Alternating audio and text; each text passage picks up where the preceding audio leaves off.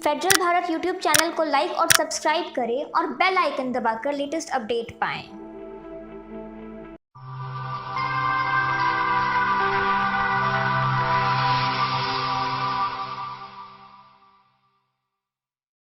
पूर्वांचल के इलाकों में माफियाओं का इतिहास काफ़ी पुराना रहा है। चाहे सियासत हो, ठेकेदारी हो या किसी तरह का क्राइम हो, पूर्वांचल के माफियाओं का नाम किसी न किसी तरह से शामिल होता है।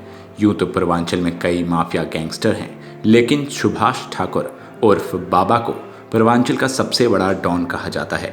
सुभाष ठाकुर वह माफिया है जिससे मुख्तार अंसारी और अतीक अहमद भी पंगा नहीं लेते।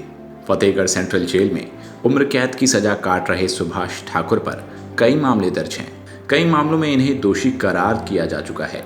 सुभाष ठाकुर को बाबा नाम जेल में रहते हुए मिला है। सुभाष ठाकुर आज भले ही जेल की सलाखों के पीछे हैं, लेकिन उसका नाम पूर्वांचल के सबसे बड़े डॉन में आता है। यहाँ तक कि यूपी के माफिया डॉन में मुख्तार अंसारी और अतीक अहमद तक सुभाष ठाकुर से पंगा लेने में कतराते हैं। मुन्ना बजरंगी भी सुभाष ठाकुर का चरणगोह माना जाता है। कहा जाता है कि किसी भी चुनाव में सुभाष ठाकुर का दखल बहुत मायने रखता है। पूर्वांचल की कई सीटों पर सुभाष ठाकुर का सीधा प्रभाव रहा है। 90 के दशक के आसपास वाराणसी से मुंबई अपनी किस्मत आजमाने पहुंचे सुभाष ठाकुर ने यहीं से अपराध की दुनिया में कदम रखा था। मुंबई के छोटे बड़े अपराध करने के बाद वह बड़ी घटनाओं को अंजाम देने लगा। सुभाष ठाकुर बिल्डरों और बड़े कारोबारियों पर सिकंजा कसता था। यहीं से जुर्म की काली दुनिया में सुभाष ठाकुर का दबदबा बढ़ता गया। यही वो वक्त था जब दाऊद इब्राहिम ने सुभाष ठाकुर से मुलाकात की और उसकी शरण में अपना नेटवर्क मजबूत किया। दाऊद इब्राहिम ने सुभाष ठाकुर की शरण में आकर ही अपराधी की दुनिया का पाठ पढ़ा। इसके बाद वह एक कुख्यात गैंगस्टर बन गया और फिर मुंबई का सबसे बड़ा डॉन।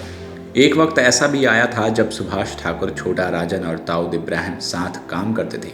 इन तीनों का एक ही दुश्मन था और वो था गवली गिरोह। इस गिरोह को शूटरों ने 26 जुलाई 1992 को दाऊद के बहनोई इस्माइल पारकर की हत्या कर दी थी।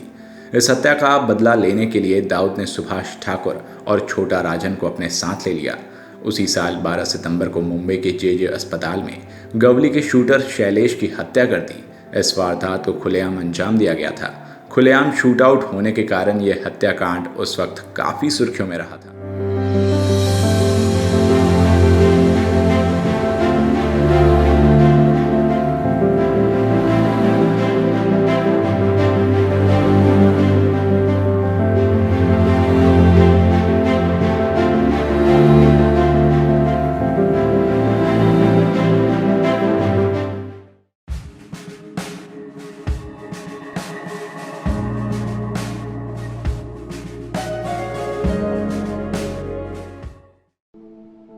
फेडरल भारत यूट्यूब चैनल को लाइक और सब्सक्राइब करें और बेल आइकन दबाकर लेटेस्ट अपडेट पाएं।